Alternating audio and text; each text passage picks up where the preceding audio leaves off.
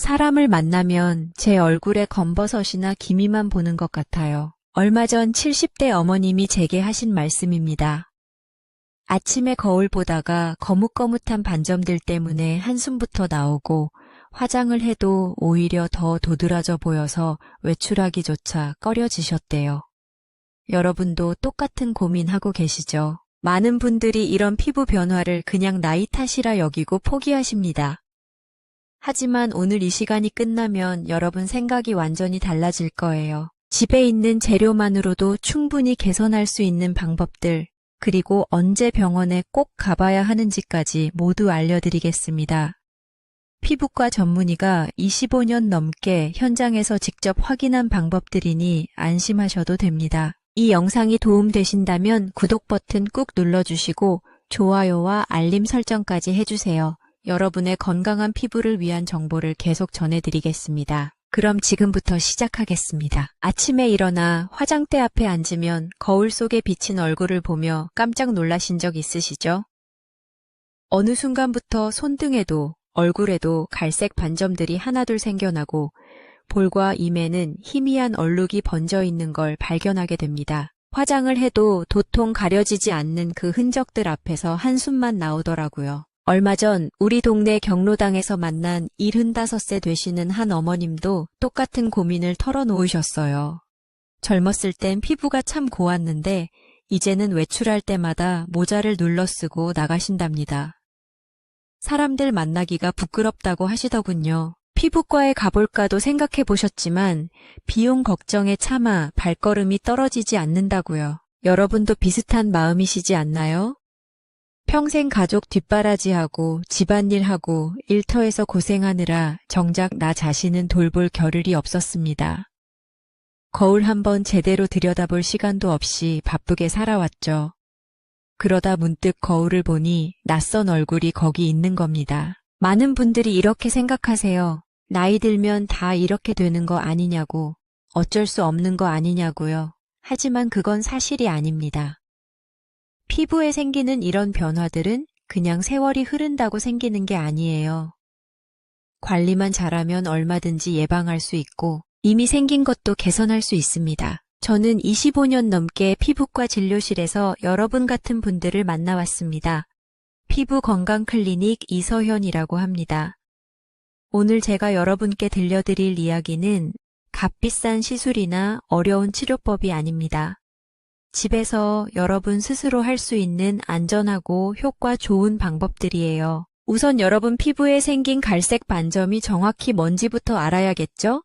검버섯인지 기미인지, 둘은 어떻게 다른지 제대로 알아야 제대로 대처할 수 있습니다. 그 다음엔 언제 병원에 꼭 가봐야 하는지도 말씀드릴게요. 대부분은 집에서 관리해도 되지만 어떤 경우엔 반드시 전문의 진찰이 필요하거든요. 그리고 여러분, 집 부엌에 있는 재료들로 만들 수 있는 천연팩 만드는 법도 알려드리겠습니다. 들기름, 들깨가루, 알로에 같은 것들로요.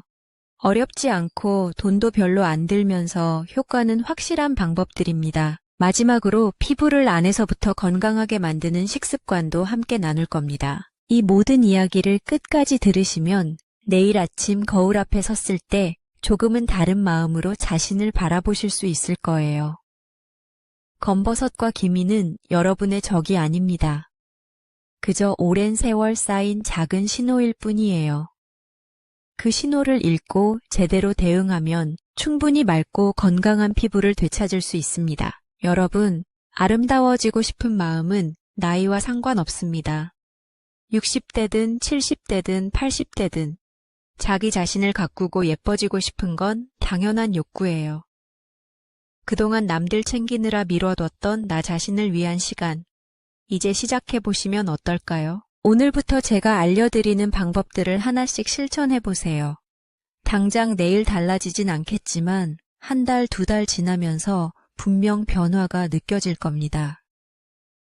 피부가 좋아지면 기분도 좋아지고 사람 만나는 것도 즐거워지고 하루하루가 한결 가벼워질 거예요. 자, 그럼 이제 본격적으로 검버섯과 기미가 도대체 뭔지, 왜 생기는 건지부터 차근차근 알아볼까요?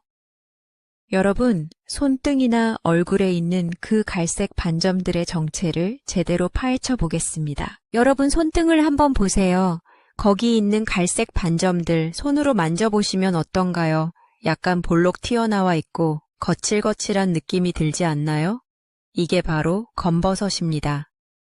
의학 용어로는 지루각화증이라고 부르지만 그런 어려운 이름은 몰라도 됩니다. 검버섯이 왜 생기는지 제대로 아시는 분은 많지 않으세요.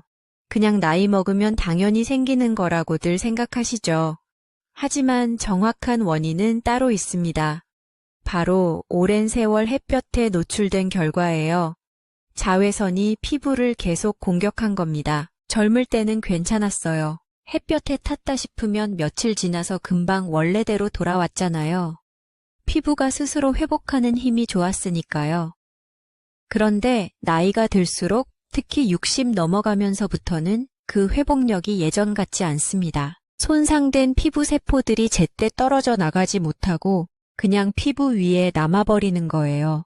그게 쌓이고 쌓여서 검버섯이 되는 겁니다. 주로 어디에 생기느냐고요? 얼굴은 기본이고요. 관자놀이 쪽, 목 옆구리, 손등, 가슴 부분에 많이 나타납니다. 특히 평생 햇볕 아래서 일하셨던 분들, 농사 짓고 시장에서 장사하시고 택시나 버스 운전하셨던 분들한테 유독 많아요. 요즘은 머리숱이 줄어드신 분들 두피에도 자주 생깁니다. 모자 없이 다니시면 햇빛이 두피를 직접 때리거든요. 처음엔 작고 연한 갈색이었다가 시간 지나면서 점점 색이 진해지고 크기도 커집니다. 만지면 거칠고 단단한 느낌이죠. 걱정하실 건 없어요. 검버섯은 전염되는 병이 아닙니다. 다만 거울 볼 때마다 신경 쓰이고 스트레스 받는 게 문제죠. 그런데 검버섯 말고 또 다른 게 있어요. 바로 기미입니다. 기미는 검버섯하고 완전히 다릅니다. 만져보세요. 검버섯은 볼록 튀어나왔는데 기미는 매끈해요. 피부 표면은 평평한데 색깔만 변한 겁니다. 기미는 피부 속에 있는 멜라닌이라는 색소가 과하게 쌓여서 생기는 거예요. 특히 여성분들한테 많습니다. 왜 그러냐면 호르몬 변화 때문이거든요. 아이 임신하고 출산하면서 호르몬이 확 달라지잖아요. 그때 기미가 생기기 시작하는 분들이 참 많아요. 또 폐경기 지나면서 생기는 경우도 흔합니다. 50대 후반에서 60대 초반쯤 되면 또 한 번 호르몬이 크게 변하거든요. 그때도 기미가 새로 생기거나 원래 있던 게 더 진해질 수 있어요. 거기다 스트레스 받고 잠 제대로 못 자고 끼니 거르고 밥 대충 먹으면 기미 색깔이 더 짙어지고 넓게 번집니다. 기미의 특징은 양쪽에 똑같이 생긴다는 겁니다. 왼쪽 광대에 생기면 오른쪽 광대에도 생기고 눈 아래나 이마에도 대칭으로 퍼져요. 그리고 계절 따라 달라집니다. 여름엔 색이 진해지고 겨울엔 좀 옅어지는 시기죠.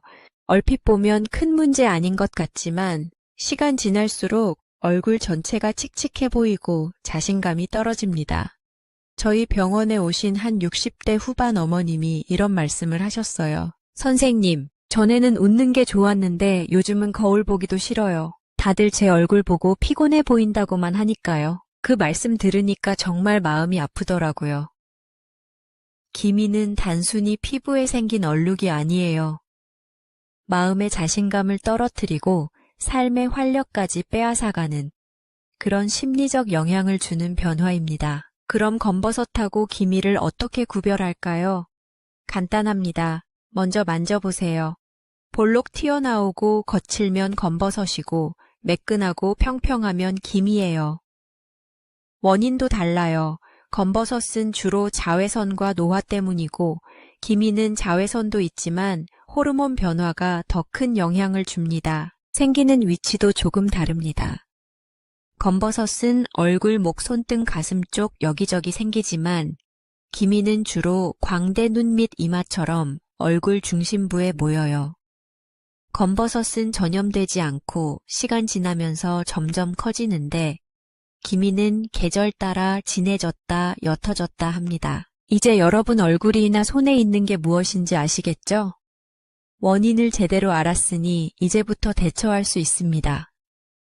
다음에는 언제 병원에 꼭 가봐야 하는지, 그리고 집에서 안전하게 할 수 있는 천연관리법은 무엇인지 구체적으로 말씀드리겠습니다. 자, 이제 여러분이 가장 궁금해하시는 부분 말씀드릴게요. 진료실에서 정말 많이 받는 질문이 있어요. 선생님, 이거 그냥 놔둬도 괜찮을까요? 대부분은 괜찮습니다. 검버섯이나 기미 자체가 위험한 건 아니거든요. 하지만 5가지 변화만큼은 절대 그냥 넘어가시면 안 돼요.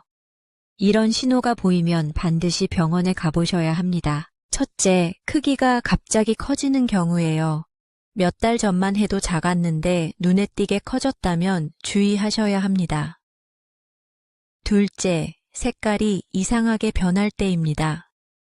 원래 갈색이었는데 검붉게 변하거나 회색으로 바뀌는 등 여러 색이 섞여 보이면 위험 신호예요.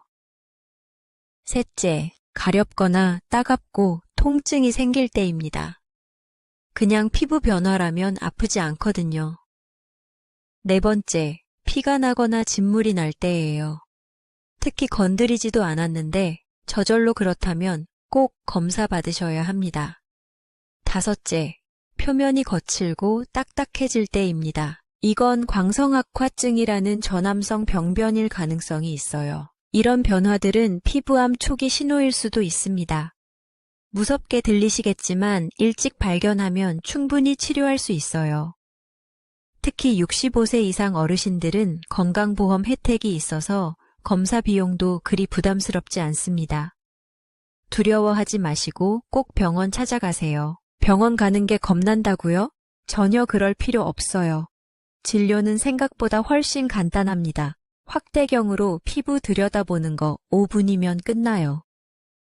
혹시 조직검사가 필요해도 국소 마취만 하고 간단하게 하니까 아프지도 않습니다. 게다가 대부분 보험 적용되거든요. 너무 늦게 오셔서 악화되면 오히려 치료비가 더 많이 들어요. 일찍 확인하는 게 가장 저렴한 치료법이라는 점 꼭 기억하세요. 이제 집에서 여러분이 직접 만들어 쓸 수 있는 천연팩 3가지 알려드릴게요. 모두 안전하고 효과 좋은 재료들입니다. 먼저 들기름 팩이에요. 보습도 되고 항산화 효과도 있습니다. 달걀 노른자 1개에 들기름 1큰술, 꿀 1큰술, 율무가루 1큰술 넣고 잘 섞으세요. 새하얀 얼굴에 골고루 펴 바르고 15분 있다가 미온수로 씻어내면 됩니다. 일주일에 1~2번만 하세요. 너무 자주 하면 오히려 피부에 자극이 될 수 있어요. 두 번째는 들깨가루 팩입니다. 미세한 각질을 제거하고 색소도 완화시켜줘요. 들깨가루 1큰술에 꿀 1큰술, 요구르트 1큰술 섞으면 끝이에요.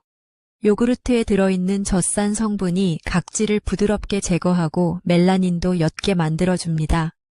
한 가지 팁 드리자면요. 살짝 발효된 우유를 쓰시면 젖산 농도가 높아져서 효과가 훨씬 좋아요. 세 번째는 알로에 팩입니다. 피부를 진정시키고 미백 효과도 있어요. 알로에 젤 반컵에 꿀 1작은술, 올리브 오일 3작은술 넣고 잘 섞으세요. 이 팩은 피부를 진정시키고 수분도 공급하고 멜라닌도 억제하고 주름까지 개선해줍니다. 외출하기 전날 밤에 바르고 주무시면 다음날 아침 피부가 정말 맑고 촉촉해져 있을 거예요. 여기서 아주 중요한 주의사항 하나 꼭 말씀드릴게요. 인터넷에 떠도는 민간요법들 함부로 따라하지 마세요. 특히 식초나 베이킹소다, 레몬즙 같은 거 얼굴에 바르시면 절대 안 됩니다. 피부 화상 입거나 색소 침착이 더 심해질 수 있어요. 좋아지려고 하는 건데 오히려 상태를 악화시키는 거예요. 팩 하고 나서 관리도 중요합니다. 팩 끝나고 나면 수분크림 먼저 바르세요. 그 다음에 보습오일 바르고 낮에 외출하실 거면 자외선 차단제까지 바르시는 게 순서예요. 이 순서대로 층층이 발라주면 피부가 훨씬 촉촉하게 유지됩니다. 세안할 때도 주의하실 점이 있어요. 뜨거운 물로 씻지 마세요. 미온수로 씻으셔야 해요. 온도로 따지면 30도에서 32도 정도 되는 미지근한 물이 딱 좋아요. 너무 뜨거운 물은 피부 수분을 다 빼앗아 갑니다. 세안 후에 수건으로 얼굴 닦을 때도 조심하세요. 문지르지 마시고 톡톡 두드리듯이 물기만 제거하시면 돼요. 그래야 피부가 상하지 않습니다. 마지막으로 제일 중요한 팁 하나 더 드릴게요. 하루에 한 번, 저녁에 세안하고 나서 5분 안에 수분크림을 바르세요. 이것만 지켜도 수분 손실이 40%나 줄어듭니다.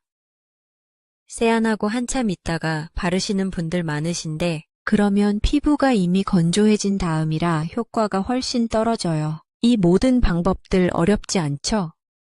집에서 안전하게 할 수 있고 비용도 거의 들지 않아요. 다만 하루 이틀 하고 마는 게 아니라 꾸준히 해야 효과를 보실 수 있다는 점 잊지 마세요. 이제 마지막으로 가장 중요한 이야기를 해드릴게요. 바로 피부를 안에서부터 건강하게 만드는 방법입니다. 아무리 좋은 팩을 바르고 크림을 발라도 결국 피부는 내 몸 안에서 만들어지는 결과물이에요. 먹는 것, 마시는 것이 그대로 피부로 나타나는 겁니다. 그래서 식습관과 영양 관리가 외부 케어만큼이나 중요합니다. 먼저 비타민C가 풍부한 음식을 드세요. 키위, 파프리카, 귤, 브로콜리 같은 거요. 비타민C는 색소를 억제하고 주름도 완화시켜줍니다. 아침에 키위 한 개만 챙겨 드셔도 효과가 있어요. 항산화 식품도 꾸준히 드세요. 블루베리, 녹차, 토마토, 견과류 이런 것들이요. 이런 음식들이 활성산소를 차단해줘서 피부 노화를 늦춰줍니다. 간식으로 블루베리 한 줌 드시는 것도 아주 좋은 습관이에요. 좋은 지방과 단백질도 빠뜨리면 안 됩니다. 들기름, 올리브 오일, 두부, 달걀, 고등어 같은 등푸른 생선이요. 이런 음식들이 피부 탄력을 유지시켜줍니다. 나이 들수록 단백질 섭취가 부족해지기 쉬운데 하루 한 끼는 꼭 단백질 반찬을 챙겨 드세요. 물도 충분히 마시셔야 해요. 하루에 6잔에서 8잔 정도는 드세요. 레몬 한 조각 띄워서 드시면 비타민C도 함께 섭취할 수 있어서 더 좋습니다. 구체적으로 어떻게 먹으면 좋을까요?